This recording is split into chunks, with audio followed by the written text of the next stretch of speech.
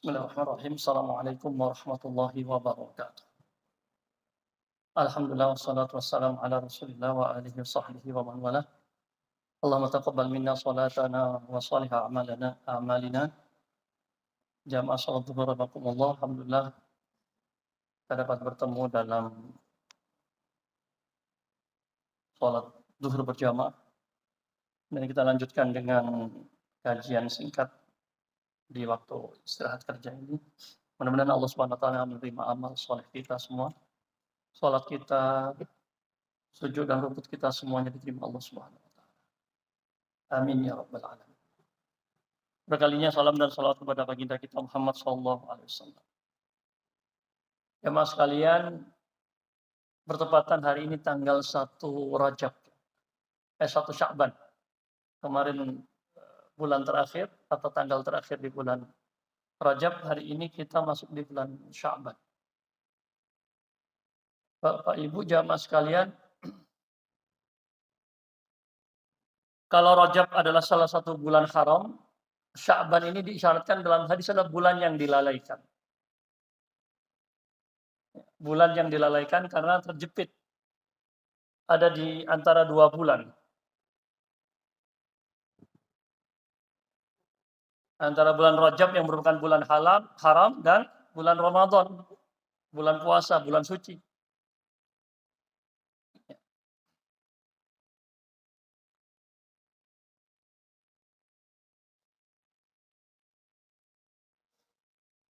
Rasulullah SAW pernah ditanya oleh seorang sahabat yang bernama Usamah bin Zaid. Jadi bapak beliau Zaid ini anak angkat Rasulullah, berarti Usamah ini cucu angkat Rasulullah SAW. Rasulullah, mengapa Anda suka berpuasa di bulan Sya'ban? Kata istri beliau Aisyah, Rasulullah yang paling banyak puasa sunnah di bulan Sya'ban.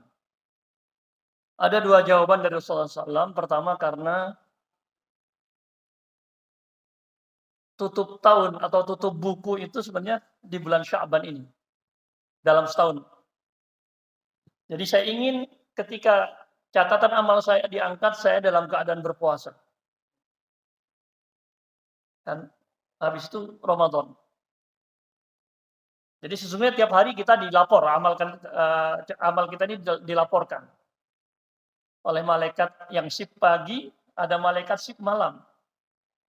Jadi di shift subuh dan shift asar. Ya ta'aqabuna fikum malaikatun bil-laili wa malaikatun bin-nahar.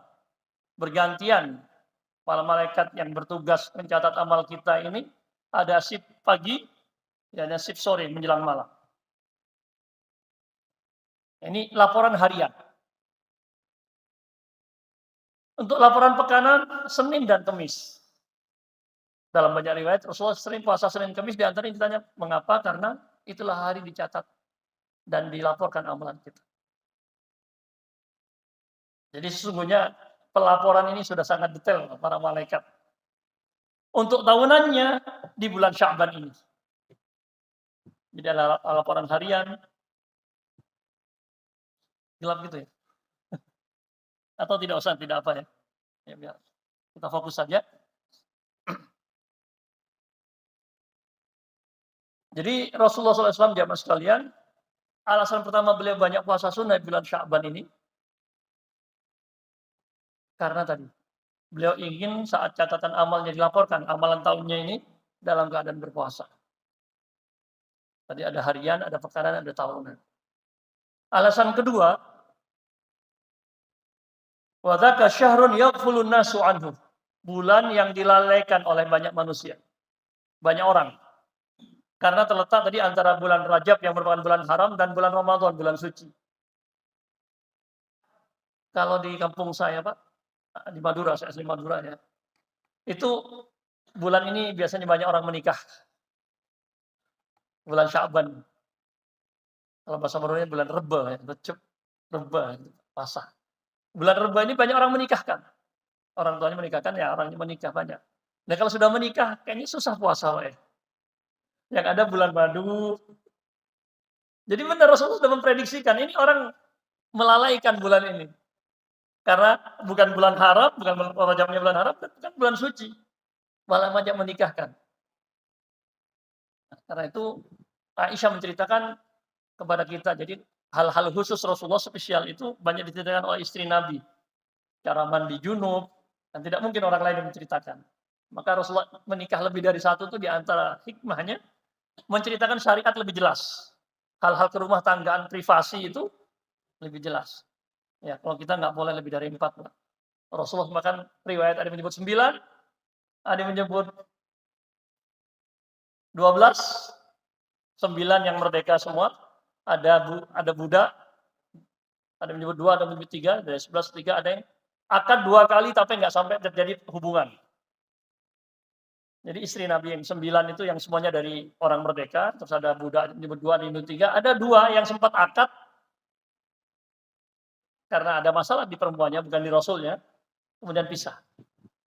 Jadi yang menyebut 9 benar, 11 benar, 13 ya benar. Jamaah sekalian, jadi bulan Sya'ban ini memang penekanannya di puasa. Nanti kaitannya dengan urgensi mempersiapkan diri untuk bulan Ramadan ini. Saya lihat di depan sudah ada tulisannya, Ramadan sudah dekat, apa yang sudah kita persiapkan gitu. Pas saya masuk tadi lihat. Tadi saya juga anak-anak sekarang kan suka bikin tulisan-tulisan. Makin hari semakin dekat. Saya kira Diko, ternyata Ramadan katanya. Sekarang ya Pak. Iya, kalau ini kita sudah berada di bulan Sya'ban tanggal 1 ya berarti kurang dari sebulan lagi kita akan bertemu dengan bulan suci Ramadan. Persiapan ini penting diantaranya ya tadi untuk pembiasaan, untuk kita betul-betul mempersiapkan diri. Rasulullah yang sudah biasa puasa tetap melakukan persiapan ini.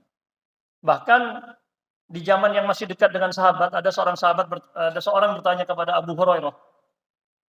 Mungkin dalam dialog bahasa kita mungkin Mas Abu Hurairah, saya ini berpuasa. Pagi-pagi berkunjung ke rumah teman gitu. Disuguhi makan minum, saya makan lupa. Gimana hukum puasa saya? Wah itu rezeki dari Allah, lanjutkan puasanya. Dan kalau lupa kan nggak masalah. Kemudian siang dikit saya bertamu lagi, main ke teman-teman, disuguhi lagi, lupa lagi saya makan minum. Ya, hukumnya gimana? Ya kalau lupa rezeki lanjutkan puasanya. Agak sorean bertamu lagi, Pak. Ya disuguhi makan, lupa lagi saya makan lagi tuh. Kira-kira jawaban yang ketiga Pak, jawaban Abu Hurairah. Rezeki kok 3 kali ya, lupa 3 kali. Kata Abu Hurairah kepada orang ini, anta insan lam tu'awidi siyam. Dasar kamu gak biasa puasa, lupa kok sampai 3 kali Pak. Ya, ini artinya di zaman sahabat, di zaman tabi'in, bertemu dengan sahabat tabi'in. Itu aja lupa Pak. Kalau nggak biasa. Jadi ini terkait dengan bulan Sya'ban ya, memang kita dianjurkan memperbanyak puasa sunnah, diantaranya agar kita tidak kagetan. Nanti masuk Ramadan masih kaget Pak. Tapi ada riwayat yang perlu juga kita perhatikan dalam riwayat Tirmidzi, idza tasafa Sya'ban fala tasumuh. Ini permasalahan kedua. Di samping kita memperbanyak puasa sunnah, yang kedua secara singkat, hendaknya kita perlu hati-hati kalau belum biasa juga. Riwayat Tirmidzi mengatakan jika lewat tanggal 15 Sya'ban, hendaknya nggak usah puasa. Fala tasumuh. Tadi katanya Rasulullah hampir puasa sebulan penuh di bulan Sya'ban. Tapi di sini ada larangan, Pak. Kalau sudah separuh Sya'ban, jangan puasa. Ini kan ada kontradiksi, Pak. Bagaimana kita menyikapi kedua hadis ini? Satu Rasulullah berpuasa, ya. Yang satu melarang. Jangan. Kalau sudah tanggal 15 ke atas, jangan puasa sunnah lagi. Sementara riwayat Aisyah, istri beliau menceritakan kebiasaan Rasulullah hampir tidak pernah tidak puasa di bulan Sya'ban. Hanya sedikit, illa qalila. Sedikit sekali yang tidak puasa beliau hari-hari Sya'ban itu. Ada 2 pendekatan para ulama dalam menyikapi perbedaan hadis ini. Yang pertama yaitu memadukan. Dan ini yang lebih didahulukan ya. Thariqatul jam'i, memadukan. Madu bukan madu poligami, Pak. Memadukan, menggabungkan. Karena tadi bicara istri-istri Rasul, memadukan takut salah paham. Menggabungkan. Jadi, ya Mungkin enaknya ke depan ini Mas, Smart TV aja Mas. Jadi dari HP bisa langsung nanti. Mungkin mumpung awal tahun, dimasukkan RAB-nya. Baik, kata para ulama, cara pertama dengan menggabungkan, dan ini jalan yang lebih bagus karena dua-duanya jadi terpakai. Yang riwayat Aisyah ini Sahih Bukhari, ya, Sahihain Bukhari Muslim, yang satu Tirmidzi. Sama-sama bisa dipakai tapi bertentangan, maka kita padukan. Bagi yang tidak terbiasa, kalau sudah mepet-mepet akhir Sya'ban, sudah lewat separuh kan, tidak usah berpuasa, khawatir sudah masuk Ramadan katanya. Dulu apalagi zaman dulu Pak ya kan, teknologi masih susah, kadang harus menunggu beritanya telat. Nah, khawatir sudah masuk Ramadan dia masih niat puasa sunnah. Apalagi memang ada larangan di akhir Sya'ban nanti jangan puasa yang namanya puasa hari Syak, hari yang meragukan. Nah, itu. Jadi larangan ini tidak berlaku umum. Berlaku bagi yang tidak biasa. Ini thariqatul jam'i, cara memadukan. Yang cara kedua, thariqatul tarjih. Larangan ini tidak berlaku karena bertentangan dengan hadis yang lebih kuat, hadis Bukhari Muslim, yang ini Tirmidzi. Derajatnya lebih tinggi Bukhari Muslim. Maka ini larangan ini tidak berlaku. Karena kenyataannya Rasul sendiri berpuasa. Jadi monggo, intinya kita diminta memperbanyak puasa sunnah dan mempersiapkan diri agar bisa optimal di bulan Ramadan itu. Karena itu banyak kita mendengar ungkapan para ulamanya. Sya'ban, Rajab kemarin adalah bulan menanam. Rajab syahruz zar'i, bulan menanam. Wa Sya'ban syahruz suqi. Di bulan Sya'ban ini kita menyiram. Tadi melatih, memperbanyak. Sehingga masuk di Ramadan, wa Ramadan syahrul al-hasad, tinggal memanen. Kalau startnya baru di Ramadan, telat. Ya. Nah, jadi sekali lagi Bapak Ibu jamaah rahimakumullah, ini beberapa permasalahan terkait dengan bulan Sya'ban. Yang terakhir terkait dengan yang masih punya hutang puasa. Jadi mungkin kita ambil permasalahan saja dalam bulan Sya'ban ini, atau pembahasan tadi tentang keutamaan atau anjuran berpuasa sunnah, memperbanyak sebagai bentuk persiapan dan agar kita tidak lalai terhadap bulan ini. Kemudian yang kedua tadi tentang nisfu Sya'ban, puasanya. Ya. Yang terakhir tentang mengqadha puasa kita. Terutama ibu-ibu mungkin ya Pak. Kalau bapak-bapak insya Allah hutangnya nggak banyak. Ibu-ibu gitu ya, mungkin hutangnya masih, mungkin yang kebiasaan haidnya panjang, apalagi sampai 15 umpamanya, hutangnya belum lunas, mohon segera dilunas. Dan ini tidak masalah, karena masih belum ketemu Ramadan. Aisyah radhiyallahu anha pernah menyatakan, saya juga pernah punya hutang, bahkan baru sempat saya bayar di bulan Sya'ban. Aisyah, istri Nabi mengatakan, saya baru sempat mengqadha, membayar hutang puasa saya di bulan Sya'ban. Apa meremehkan? Tidak. 5 kali Rasulullah SAW, kata beliau, karena memang saya banyak kesibukan, diantaranya mengurus keperluan-keperluan Rasulullah SAW. Ya, jadi ini waktu kita waktu tenggang kita nih, kalau dibaca benar jatuh tempo Pak. Ya ini, di Sya'ban ini jangan sampai ketemu Ramadan. Kalau ketemu Ramadan kita belum lunas juga Pak, sanksinya Pak. Ada penaltinya. Kata para ulama berarti kita berdosa. Karena telah meremehkan hutang kita kepada Allah. Wa dainullah, sementara hutang kepada Allah ahaqqu an yuqda. Mestinya harus lebih kita dahulukan. Masa 11 bulan enggak sempat Pak? Kalau memang tidak ada udzur syar'i, sehat, 11 bulan ini tidak ada halangan yang serius, ya sehat, tidak ada safar yang lama panjang, tetapi kita tidak puasa, apakah tidak meremehkan 11 bulan ini?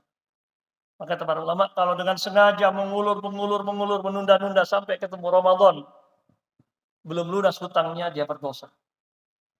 Dan tetap punya kewajiban mengganti nanti setelah Ramadan. Tapi jika karena udzur, ya tentu udzur syar'i, alasan syariat yang diterima karena memang sakit berkepanjangan umpamanya. Ya. Nanti bisa solusinya bisa qadha, ya, atau bayar fidyah. Lihat mana kemungkinan kalau masih ada kemungkinan sembuhnya bisa kita mengqadha kembali. Kalau tidak ada kemungkinan sembuhnya, ya membayar fidyah. Jadi jemaah sekalian, ini yang mungkin terkait dengan bulan Sya'bannya, di mana kita diingatkan tadi untuk memperbanyak puasa sunnah sebagai paling tidak persiapan kita. Karena apa-apa saya pikir kita perlu pengkondisian, Pak. Senam juga ada pemanasannya. Sholat kita juga disuruh wudu, tenang, sholat sunnah dulu. Itu kan mengkondisikan. Bahkan kalau qomat pun jangan usah buru-buru, kan begitu hadisnya. Agar masuk sholatnya sudah siap. Kalau buru-buru Allahu Akbar, masih tersengal-sengal, nggak akan fokus ke sholatnya. Tarik nafas dulu deh. Kemarin Isra Mi'raj yang baru saja diperingati, di situ salah satu pelajaran penting juga. Mungkin sedikit ya menyinggung. Allah berfirman, a'udzu minasyaitonir rajim, subhanalladzi asra bi'abdihi laila. Asra itu sudah berjalan di malam hari, Pak. Tapi dikuatkan lagi dengan kata lailan, malam. Asra itu sendiri artinya berjalan di malam hari. Mengapa masih ditambah lagi dengan kata lailan? Malam hari. Ada dua penafsiran para ulama. Yang pertama, penguat bahwa perjalanan tersebut benar-benar malam, bukan siang. Ini semakin mempertegas mukjizat ini karena dulu sarana transportasi sangat terbatas, sangat ya primitif gitu ya. Tidak secanggih sekarang dan kalau malam mesti berhenti. Dulu perang, perjalanan jalan. Bahkan kita baca orang-orang tua kita dulu ya, umroh atau haji, perjalanan Mekah Madinah itu malam-malam berhenti.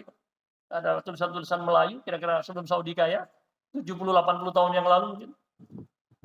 Mekah Madinah bisa 14 hari. Malam harus istirahat, Pak. Belum aman jalannya, banyak penyamun. 14 hari. Sekarang ada kereta cepat 2 jam setengah. 420-an kilo, 2 jam setengah sekarang kereta cepat. Jadi ditegaskan memang malam itu. Jadi semakin kuat mukjizatnya. Yang kedua, dan ini yang mungkin jadi fokus kita tadi, lailan di sini sebagian malam, bukan sepanjang malam. Jadi kan sholat dulu di Mekah baru berangkat Isra, Mi'raj, kemudian sebelum subuh itu sampai lagi. Tidak sepanjang malam, tidak full malamnya. Ini menunjukkan pentingnya timing tadi. Timing. Jadi ada ibadah-ibadah yang bisa hanya dilakukan di malam hari, tidak diterima di siang hari. Ada yang di siang hari tidak bisa diterima di malam hari. Puasa, nggak ada puasa di malam hari. Malah haram kan menyambung puasa, wisol. Ya, jadi jamaah sekalian, begitu pula Rasulullah ketika Isra Mi'raj kan dicuci dulu, dibelah dadanya oleh malaikat Jibril, dicuci dengan zam-zam. Ini 2 kali beliau dilakukan bedah, operasi bedah tanpa apa sekarang, laser mungkin ya, tanpa ada sisanya, ada bekasnya. Pertama ketika beliau masih anak-anak ya, di suku pedalaman Arab Bani gitu ya, ketika disusui, itu pernah dibedah, dan ketika menjelang Isra Mi'raj, dikondisikan betul. Sebelum bertemu dengan para nabi, sampai bertemu dengan Allah Subhanahu wa Ta'ala. Nah ini urgensi kita mempersiapkan. Kemudian jamaah sekalian, ada satu hal menarik, perumpamaan menarik terkait persiapan kita menjelang Ramadan ini. Kalau ada yang Quran mungkin bisa, ada yang pegang Quran bisa buka surat Yusuf, Pak. Surat Yusuf. Mungkin surat Yusuf ini termasuk surat yang akrab. Katanya kalau mau anaknya ganteng baca surat Yusuf, Pak ya. Kalau namanya Tigeban ya, kalau ada acara Tigeban itu ya 6 bulanan atau 7 bulanan gitu. Kalau pengen ganteng baca surat Yusuf, kalau pengen cantik baca surat Maryam. Nah, di kisah Yusuf ini ada satu perumpamaan yang menarik dari salah seorang ulama, Ibnul Jauzi namanya. Beliau ini bukan Ibnu Qayyim lain, Ibnu Qayyim Al-Jauzi. Ini Ibnul Jauzi lain lagi. Ya. Di surat Yusuf ini Allah Subhanahu wa taala mungkin bisa juga sambil dibuka HP-nya, saya ambil Quran juga. Surat Yusuf ini kalau di Mesir dulu saya waktu kuliah di sana, Pak, mobil-mobil taksi itu angkot lah ya. Itu kalau mau narik pagi yang dibaca pertama surat Yusuf dulu di setelnya. Baru setelah itu musik. Surat Yusuf dulu mungkin karena banyak cerita Mesirnya kan. Surat Yusuf. Kalau kita di bisa cocoknya surat apa ya? Al-Baqarah, banyak sapi di kita. Kepanjangan ke Al-Baqarah nanti. Ya. Monggo kita lihat surat Yusuf ya, ayat 7. Ayat eh, ayat ke-8 ya. Idh qalu, ketika saudara-saudara Nabi Yusuf itu mengatakan la Yusufu. Ayat ke-8. Nabi Yusuf itu ahabbu ila abina minna. Kata saudara-saudaranya yang lain, Yusuf itu lebih dicintai, disenangi oleh ayah kita, Nabi Yakub, daripada kami kita yang jumlahnya lebih banyak. Wa nahnu usbah. 12 bersaudara ya.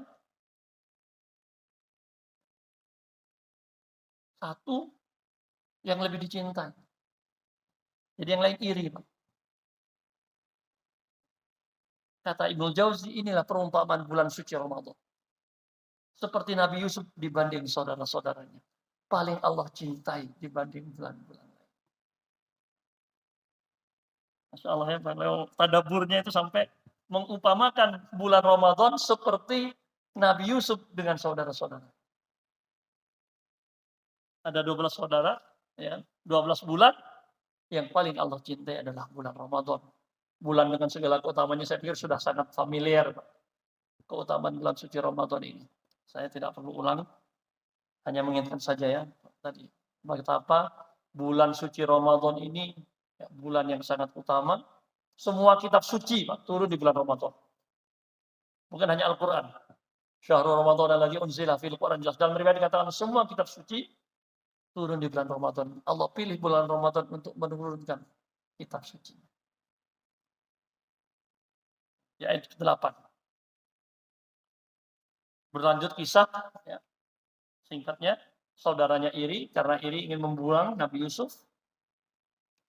Dibuang ke sumur, Allah selamatkan, dibawa oleh kafilah dagang, ya, dibeli oleh seorang pembesar, kemudian digoda oleh istrinya, di penjara, tapi kemudian beliau menjadi menteri, ya, pejabat. Saudaranya tetap menjadi petani di kampung. Kemudian suatu waktu menjual hasil pertaniannya ke kota dengan tipu daya atau dengan trik Nabi Yusuf, mereka datang semua, termasuk saudaranya. Benyamin itu datang. Awalnya mereka tidak mengenal bahwa itu Nabi Yusuf. Lama-kelamaan setelah datang beberapa kalinya dia sadar, innaka la anta Yusuf. Di ayat berapa itu? 80 ya.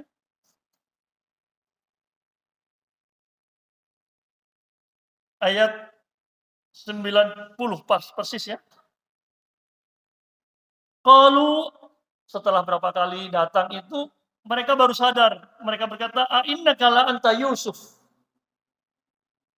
Engkau Yusuf. Kaget mereka. Mereka sudah merasa ya terbunuh, hilang. Kok masih ada, terbahkan menjadi pembesar. Nabi Yusuf dengan tenang menjawab, "Qala ana Yusuf, saya benar Yusuf. Wa hadza akhi, dan ini saudaraku Bunyamin, qad manallahu alaina." Allah telah memberikan anugerah kepada kami. Innahu may yattaqi wa yasbir. Sesungguhnya siapa orang yang bertakwa dan sabar, fa innallaha la yudhi'u ajral muhsinin. Allah tidak akan menyia-nyiakan pahala orang-orang yang ihsan, yang berbuat baik, yang profesional. Qalu, mereka menjawab, Allah, demi Allah, laqad atharaqallahu alaina. Allah telah melebihkan kalian teratas kami, wa in kunna la khati'in. Kami sadar kami salah. Jadi setelah bertemu dengan Nabi Yusuf baru mereka sadar. Saya mau tanya kalau di kantor sini, Pak. Paling tinggi kan kepala ya. Ya. Ada satu unit mungkin apa bidang unit ya, sub unit gitu ya, yang melakukan banyak kesalahan. Ya. Bahkan sempat mendolimi, menyakiti Nauzubillah punya bapak kepala. Mungkin sampai bapak kepala dipenjarakan. Suatu waktu di kantor yang lain, ternyata bapak kepala ini benar, ditempatkan di tempat lain, bertemu lagi dengan sekelompok ini, Pak. Kira-kira apa yang dilakukan bapak kepala ini? Di tempat yang baru beliau tetap jadi kepala, lebih tinggi bahkan posisinya, mereka tetap di bawah. Kalau kita sekarang kondisinya dizalimi sampai ingin dihabisi, kemudian kita jadi posisi tinggi sekarang. Rata-rata kita, ya, illa man rahimallah, kecuali yang Allah selamatkan, dia balas dendam.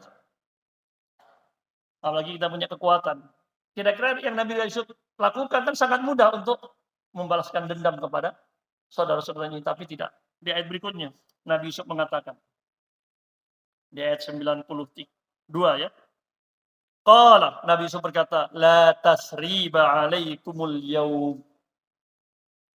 Hari ini tidak ada hukuman, tidak ada sanksi, tidak ada celaan terhadap kalian. Bahkan yaghfirullahu lakum. Karena kalian sudah mengaku salah, bertobat, Allah akan mengampuni dosa kalian. Wa huwa arhamur rahimin. Dan dialah zat yang maha pengasih di antara para orang-orang pengasih. Dibanding siapapun ya, Allah yang maha pengasih, penyayang. Ini Nabi Yusuf memaafkan ya, saat beliau kuat. Ini sebenarnya memaafkan yang sesungguhnya. Memaafkan saat kita kuat untuk membalaskan dendam kita. Kalau kita lemah membalaskan enggak. Memaafkan ya bagus, cuma biasa saja, tidak ada nilai lebih. Kata Ibnul Jauzi, begitulah bulan suci Ramadan. Kalau 11 bulan yang lalu kita banyak dosa, banyak salah, masih jauh dari Al-Quran, jauh dari Allah. Welcome, kata Ramadan. Saya membuka pintu lebar-lebar. Yang lalu biarlah berlalu. Mari kita sambut bulan suci ini. Ya, seperti Nabi Yusuf memaafkan, seolah-olah tidak ada kesalahan apa-apa. Ramadan dengan tangan terbuka membuka pintu selebar-lebarnya. Setiap malam Allah membebaskan hamba-hambanya dari api neraka. Bagi siapa? Yang mau. Wa dzalika fi kulli lailah, setiap malam. Ada orang-orang yang sudah tercatat dulu di Lauhil Mahfuz, catatan amal yang dulu dia penghuni neraka. Tetapi dengan doa-doanya, ampun taubat-taubatnya, barangkali kita termasuk. Karena kita tidak tahu siapa saja mereka. Ramadan membuka ini. Kata beliau, seperti Nabi Yusuf saat memaafkan saudaranya tanpa tersisa dendam sama sekali. Itulah Ramadan, bulan yang memberi kita kesempatan untuk kembali kepada Allah. Jika 11 bulan yang lalu, mungkin kita belum mendekat kepada Allah atau masih malas-malasan, masih banyak melakukan salah, Ramadan siap menjadikan kita sebagai alumni terbaiknya, menjadi orang-orang bertakwa. Ini perumpamaan kedua. Yang terakhir, lanjut cerita, ya. Nabi Yusuf, idhabu biqamisi hadza, kata Nabi Yusuf di ayat 93-nya. Ini, bawa baju saya, antar ke ayahanda kita, Nabi Yakub.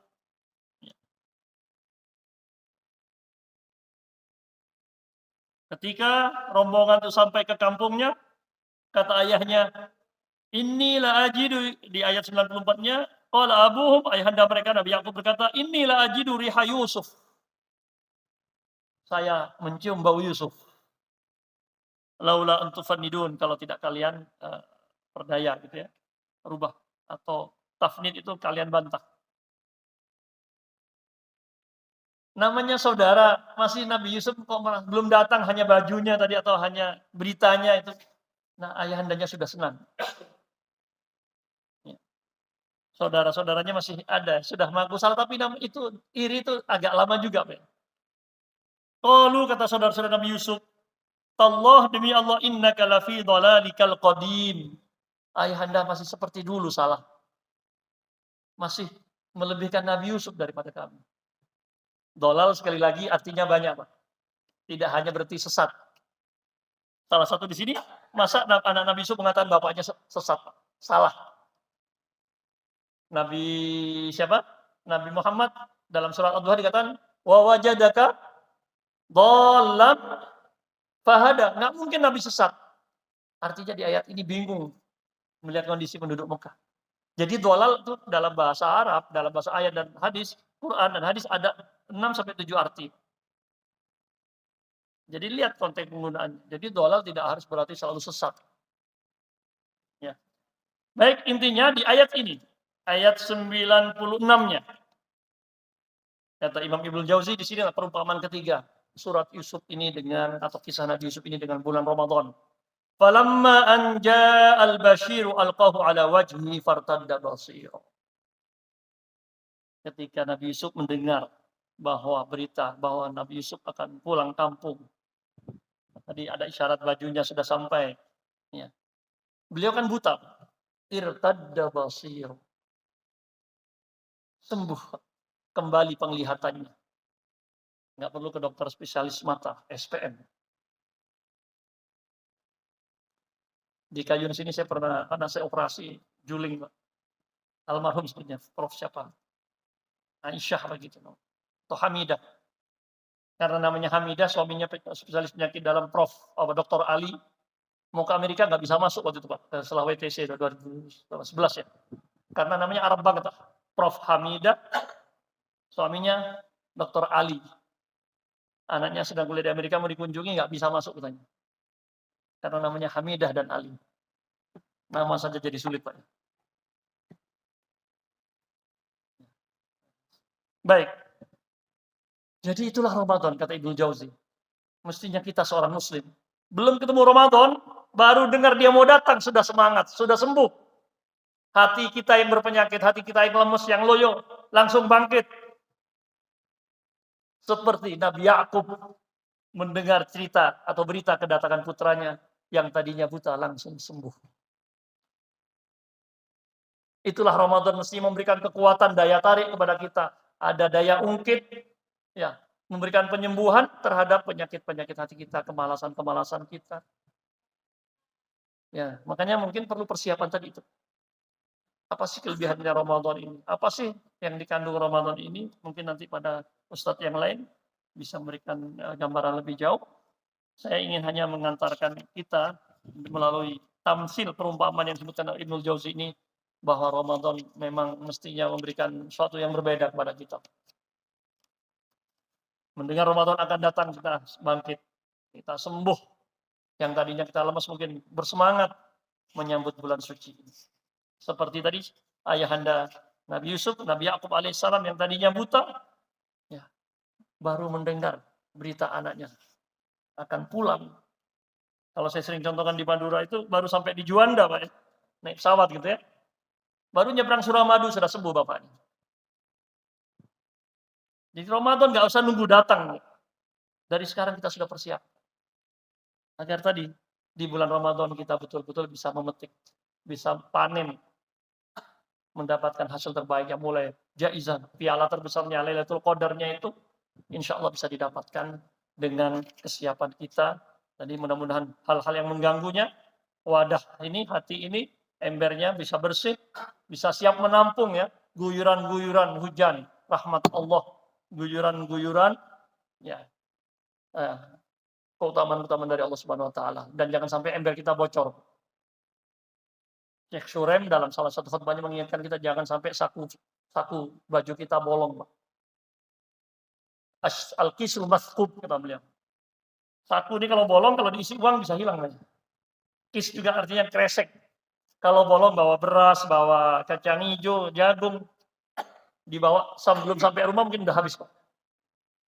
Jangan amal kita habis sebelum kita dihisab, ternyata amal kita sudah habis. Maka di bulan haram kemarin juga diingatkan yang membuat habis amal kita itu karena kita zalim. Ya. Bukan orang yang tidak beramal. Kata Rasulullah, orang yang bangkrut itu kan orang yang beramal, Pak. Sholat, zakat, puasa, tapi juga melakukan kezaliman-kezaliman, mencela, menghina, membuli, memukul, membunuh, mengambil harta orang lain. Nanti ketika di akhirat dosa orang tersebut dilimpahkan ke dosa orang yang zalim. Kalau habis, ya, Kebaikan orang yang zalim tadi diserahkan kepada yang ya, yang dizalimi, kalau habis kebaikannya, zakat, sholat, puasanya habis, pahalanya habis, keburukan dosa-dosa orang yang dizalimi dilimparkan kepadanya, kemudian dilempar ke dalam api neraka. Na'udzubillah. Mudah-mudahan kita terhindar dari banyak amal, tapi banyak bolongnya. Na'udzubillah, ya, kita sudah merasa banyak amal, tapi ternyata juga banyak bolongnya. Investasinya bodong. Kata Rasulullah, itu yang pada hakikatnya orang yang bangkrut. Sekali lagi mudah-mudahan Allah memberi kekuatan kepada kita, petunjuknya agar kita memasuki bulan suci Ramadan ini sejak Sya'ban, bahkan sejak kemarin Rajab ini, dengan persiapan-persiapan yang tadi secara fisik kita mulai berlatih untuk berpuasa, ya, agar bisa mampu mendapatkan puasa yang lebih terbaik atau menjadi terbaik di bulan suci Ramadan. Kurang lebihnya saya pikir demikian. Saya mohon maaf jika ada hal yang tidak berkenan. Aqulu qouli hadza nas'alullah ta'ala wal arsyil karim ay yuwaffiqana wa iyyakum lima yuhibbu wa yarda. Semoga Allah memberikan taufik dan hidayah kepada kita pada hal-hal yang Allah ridhai. Jazakumullahu khairan. Subhanakallahumma bihamdika asyhadu an la ilaha illa anta astaghfiruka wa atubu ilaika. Wassalamu alaikum warahmatullahi wabarakatuh.